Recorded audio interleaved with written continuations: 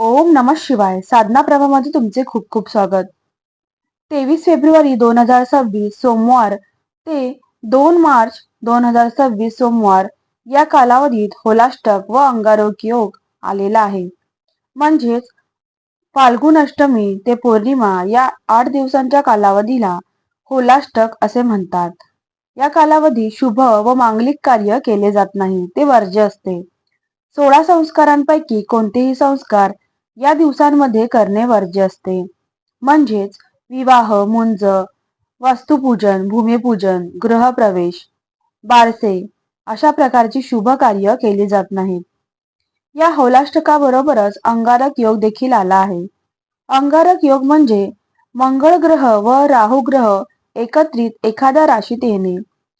यावेळी मंगळ व राहू कुंभ राशीत आले आहे.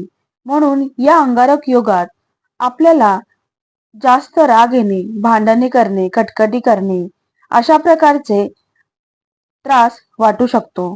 म्हणूनच सर्वांनी स्वतःच्या रागावरती नियंत्रण करून आपले स्वतःचे अस्तित्व टिकवायचे आहे. या काळात आपण आणखीन स्वतःची रक्षा देखील करायची आहे. कारण याच काळात होलाष्टक व अंगारक योग असल्यामुळे अपघात व प्राकृतिक आपदा देखील होऊ शकते. त्यामुळे स्वतःची नीट काळजी घ्यायची आहे.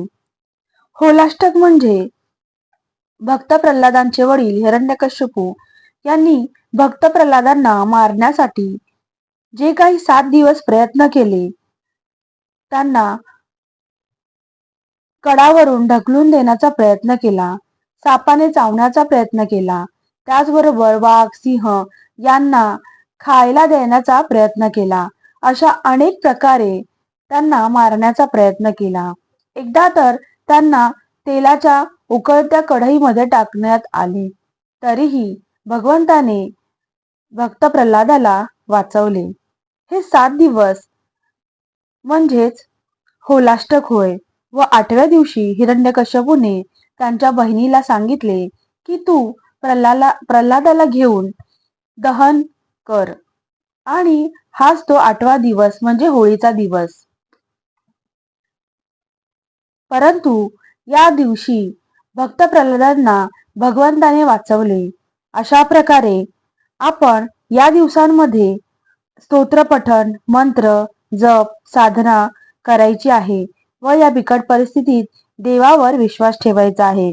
भगवंताने ज्याप्रमाणे भक्त प्रल्हादाला वाचवले, त्याचप्रमाणे आम्हा सर्वांचे रक्षण कर असे मागणे मागायचे आहे. धर्मो रक्षती रक्षताः याप्रमाणे देवाने आपले रक्षण करावे आणि आपण देवाचे अखंड चिंतन करावे. हा होळीचा सण आपल्याला शिकवतो. आणि हे होलाष्टकाचे जे 7-8 दिवस आहेत ते याप्रमाणे भगवान चिंतनामध्ये आपण घालवायचे आहेत. अशा प्रकारे होलाष्टक आणि अंगारक योग यामध्ये आपण कार्य करायचे आहे. तर ही याची झालेली साधना मी स्वामींचरणी अर्पण करते आणि या साधनेला पूर्णाहुती देते.